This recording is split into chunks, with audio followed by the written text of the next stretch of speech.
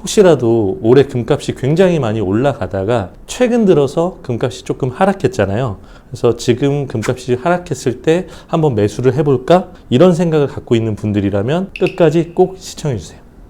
국제 금값이 올해 들어서 최대 35%까지 상승을 했어요. 10월 30일 날 트라이온스당 2,800달러를 찍으면서 최고점을 찍었고 지금은 한 2주 지났는데 현재는 고점 대비 마이너스 6.6% 정도 떨어진 상황이에요. 그래서 트라이온스당 2,614달러를 기록하고 있어요. 오늘 기준으로. 그래서 11월 첫째 주에 미 대선에서 트럼프가 당선이 되고 불확실성이 제거가 되면서 주식시장이 급상승을 했죠. 그러면서 달러 가치 역시 굉장히 많이 올라갔고 그러면서 상대적으로 금값은 하락을 한 거예요.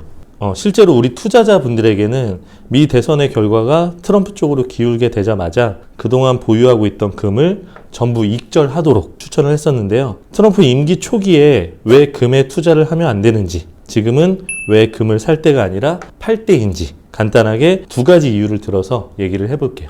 그런데 그럼에도 불구하고 나는 꼭 금을 사야겠다, 금에 투자하고 싶다, 그런 분들이 있다면 가장 합리적으로 금에 투자하는 방법에 대해서 알려줄게요.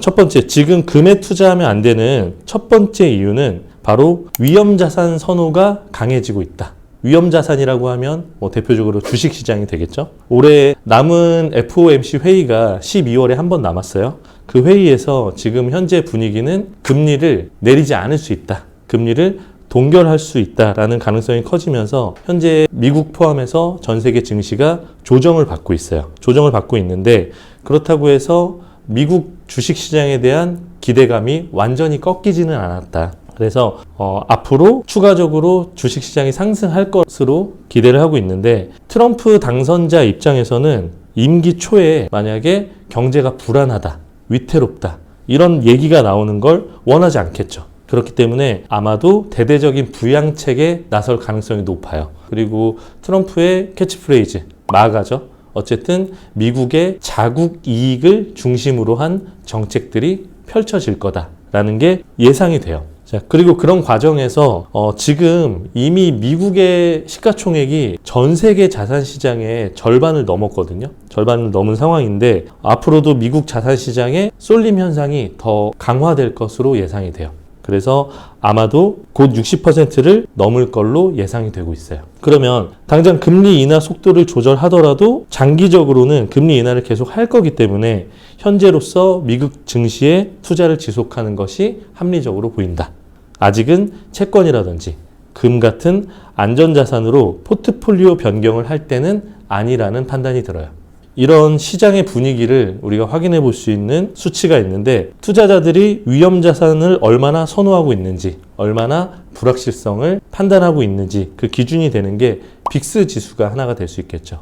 우리가 흔히 공포지수라고 부르는데 미국 대선 전에 수치가 23이 넘어갔어요. 그런데 그 빅스 지수가 현재는 15 수준으로 내려왔어요. 대선이 끝나자마자 일주일 만에 거의 7%, 8% 정도가 일주일 만에 내려온 걸 우리가 확인할 수가 있었어요. 그리고 지금은 금을 살 때가 아닌 팔 때인 두 번째 이유, 강달러에는 금을 사는 것이 아니다. 이거를 명확하게 이해하고 있어야 돼요. 원래 금리가 인하가 되고 미국이 부양책을 하게 되면 미국의 화폐인 달러 가치가 하락하는 것이 일반적인 거예요. 그런데 요즘은 오히려 달러 환율이 올라가고 있죠. 트럼프의 자국 우선주의 그리고 관세 정책을 쓸 거라고 예상이 되기 때문이에요.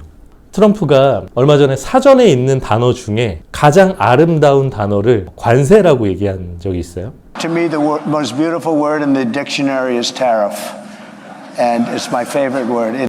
나만 웃긴 얘기구나. 웃기지 않아? 웃기잖아. 사전에 존재하는 단어 중에 가장 아름다운 단어 관세. 그만할게. 트럼프의 슈퍼 관세가 시행이 되면 주식시장은 불장인 가운데서 달러도 강세인 아이러니한 상황이 벌어진다라는 거예요. 보통은 어떻죠? 증시가 좋으면 그리고 부양책을 쓰면 달러가 흔해지니까 달러의 가치는 하락하게 된단 말이에요. 그런데 증시도 올라가고 달러도 강세인 딱 지금 같은 상황이죠. 지금 같은 상황이 당분간은 이어질 수 있다. 물론 장기적으로 강달러인 상황을 미국이 좋아하지는 않아요. 미국도 장기적으로는 달러의 가치를 지금보다는 떨어뜨릴 것으로 예상은 되지만 지금 당장은 달러가 내려갈 유인이 별로 없다라고 판단하는 게 맞는 것 같아요. 결국에는 국제금은 거래 화폐가 달러거든요. 그러니까 달러로 거래를 해요. 그러니까 달러가 강세일 때 반대로 상대적으로 금값은 올라갈 수가 없는 구조로 되어 있다. 이렇게 두 가지 이유로 해서 금값은 한동안은 지난 1년간의 급상승한 것처럼 앞으로 오르기는 쉽지 않아 보여요. 자, 마지막으로 지금까지 이렇게 두 가지 이유를 들었지만 그럼에도 불구하고 나는 무조건 반짝반짝 빛나는 이 금을 사야겠다.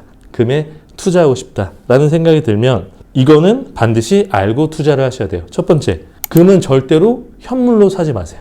금 사면 기분 좋죠. 반짝반짝하고 기분 좋잖아요. 부자 된 것 같고. 그런데 거래 비용이 가장 많이 드는 방법이 금을 현물로 구입하는 거예요.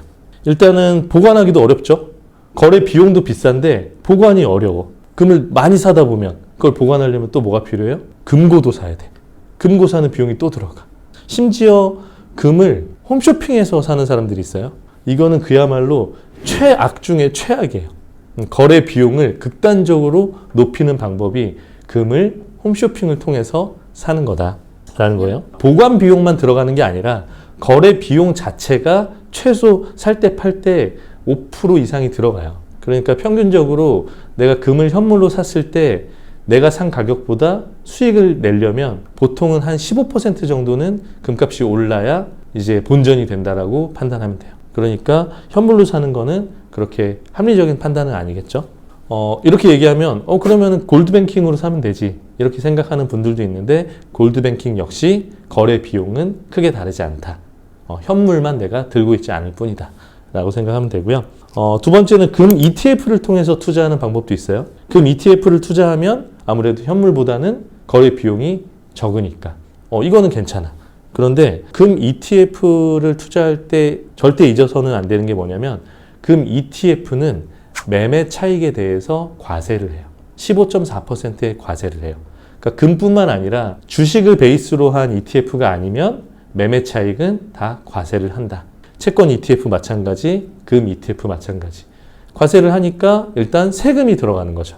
그리고 만약에 내가 배당 ETF를 또 따로 하고 있거나 아니면 투자 자산이 좀 큰 분이다. 그러면 연간 이익이 2천만 원을 초과했을 때 또 뭘 걱정해야 되죠? 종합과세를 걱정해야 되잖아요. 그래서 금융소득 종합과세를 맞을 수도 있기 때문에 금 ETF 역시도 가장 좋은 방법은 아니다. 그럼 금을 거래했을 때 가장 합리적인 방법이 뭐냐? 간단해요. KRX 금 시장을 통해서 거래하면 된다. 그래서 거래 비용이라든지 세금 부분에 있어서도 가장 저렴하게 투자가 가능하기 때문에 지금 내가 꼭 금 투자를 해야 된다? 다른 방법 말고 KRX 금 거래소를 통해서 거래하시면 되는 거예요. 자, 오늘은 금리 이야기를 해봤는데요. 도움이 되셨기를 바라면서 질문이 없다면 오늘 수업 끝.